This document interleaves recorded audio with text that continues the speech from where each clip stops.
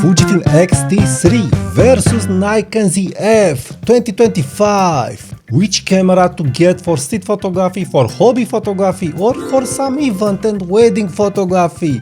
Does this camera it's able to keep it up with Nikon ZF? Let's talk about this now.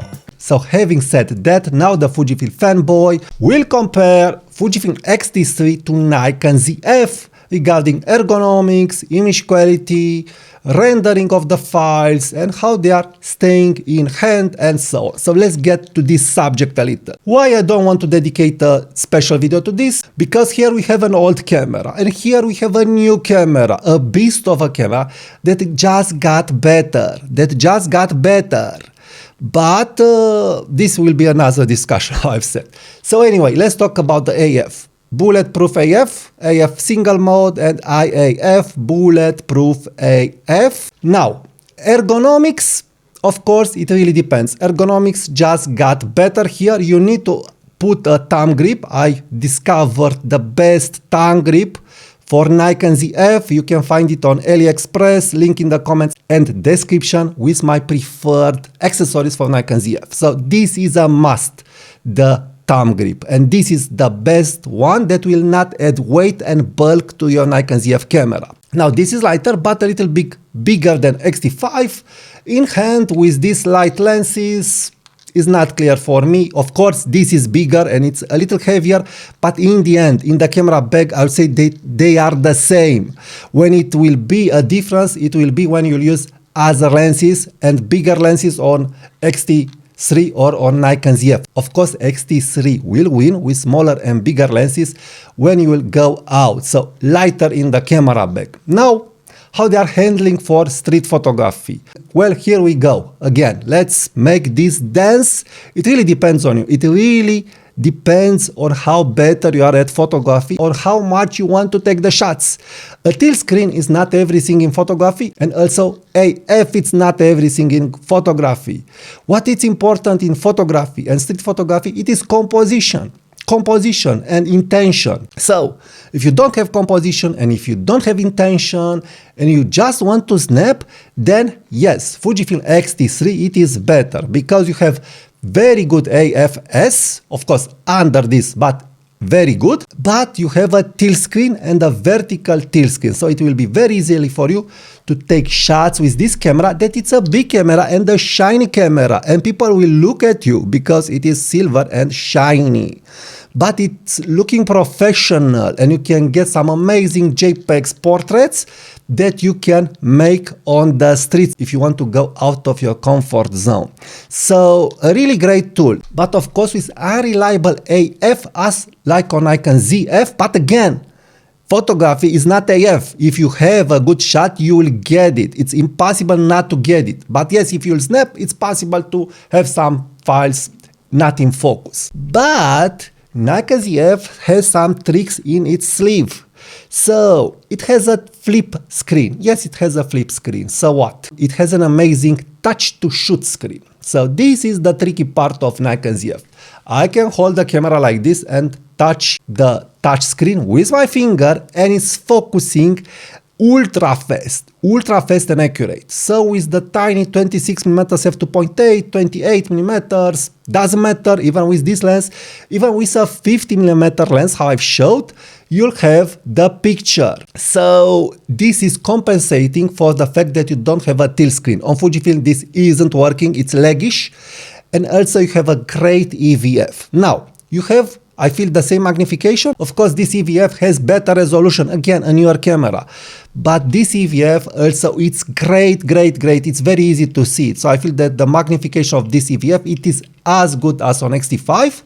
And also, you have a very good eye point, but yes, you don't have that resolution, but it's not a deal breaker. You will use the EVF, from my point of view, to compose, not to make exactly colored photography. So the main advantage of an EVF is to help you compose. This is the idea of an EVF. Help you compose. This means you'll have to look at the borders of your pictures. So you must look at the borders of your pictures. Then look at the subjects and how they are aligning in the pictures, and boom, take the shot.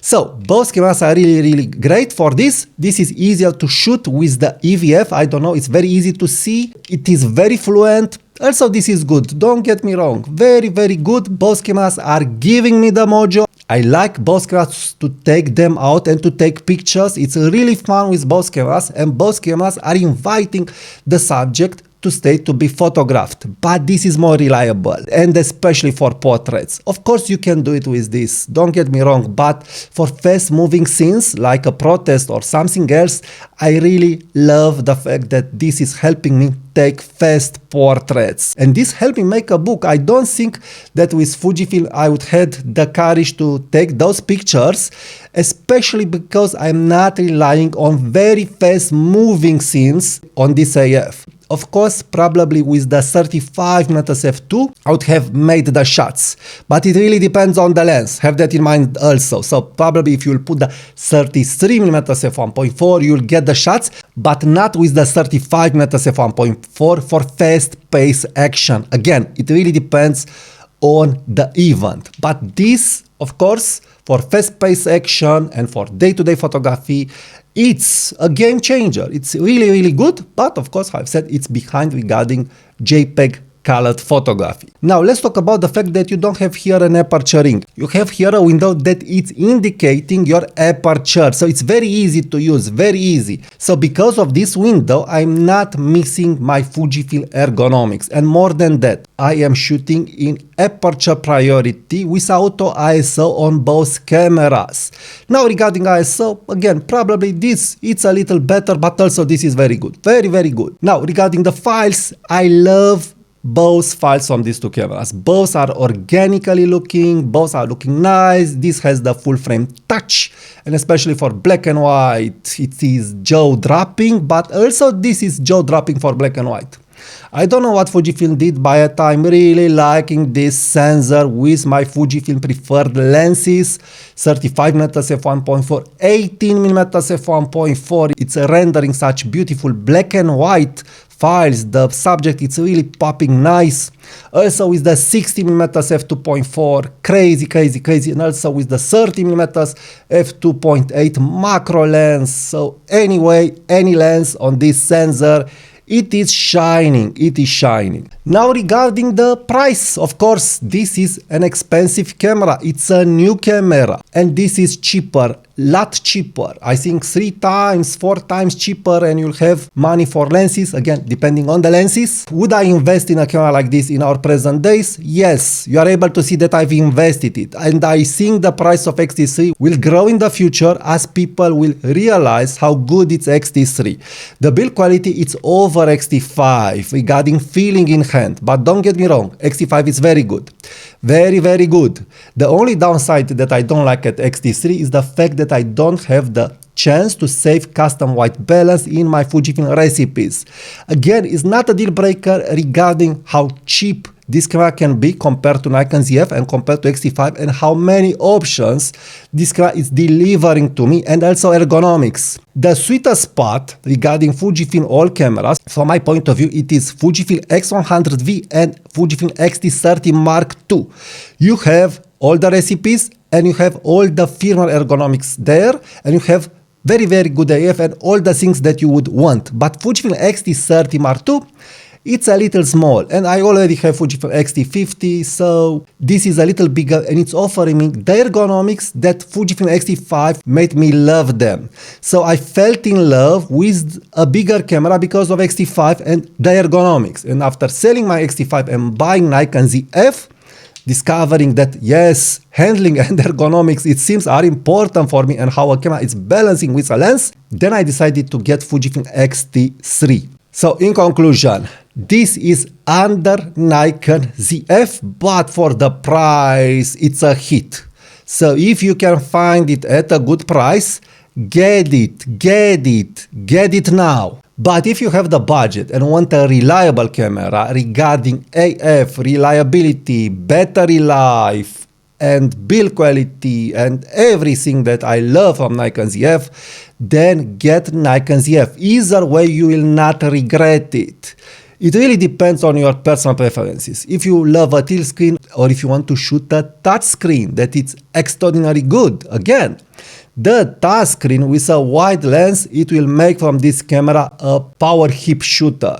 So you will be able to shoot from the hip and from any angle like no other camera, I would say. You'll be able to shoot it almost like a Ricoh GR. It is very powerful. Put a wide lens, 26mm f2.8, 28 and so on, pancake-ish lenses, and you'll be the street snap king. So it really depends on what do you prefer. So leave me your comments, tell me what do you prefer, tell me your ideas, your thoughts in the comments, and if you want to buy something from Amazon or B&H, check my affiliate links from the comments and description. Also check my training and my books made with Fujifilm and also with Nikon Z from the Amazon store. Link in the comments and description. And also please be sure to check my next videos that are free to watch, and this is helping a lot to grow the channel. So just check my next video right now.